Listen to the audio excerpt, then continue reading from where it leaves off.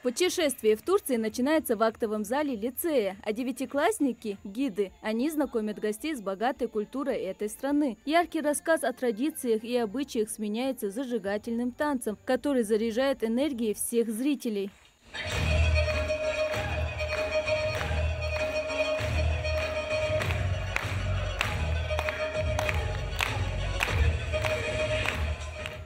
С традициями и культурой разных народов знакомят в рамках конкурсной программы фестиваля. Оценивает выступление компетентное жюри. Хава Гагиева давно увлекается культурой Турции и изучает их язык. Выбор темы для 9 класса был очевиден. Мне нравится их культура, их обычаи, их традиции, еда и их сама страна.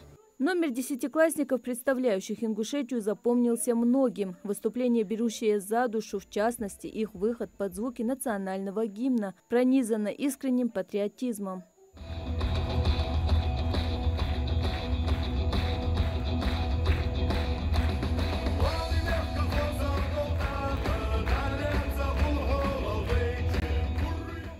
Задача каждой команды – создать многогранный портрет своей культуры. Для этого ребятам нужно не только рассказать об обычаях, но и оживить их с помощью танца, показать национальные костюмы и накрыть стол с традиционными угощениями. Сискл означал, что мы посчитаем гостя, то, что когда нас поставили в известность, что у нас будет мероприятие, все начали думать, размышлять, какой народ самый более интересный, более красивый такой. А наш класс, не раздумывая, мы сразу выбрали свой родной народ, Ингушетию. Наш народ, он очень понимающий, честный. И мы с девочками, с друзьями сразу нашли общий язык, нашли один танец. Все дружно, красиво поставили этот номер.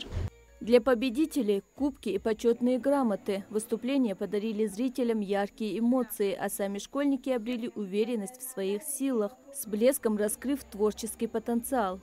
Это как бы патриотическое воспитание, как бы их мы учим, как бы им показываем дорогу, чтобы вот надо жить так, чтобы со всей национальности, со всех регионах у вас было друзья, у вас был дом.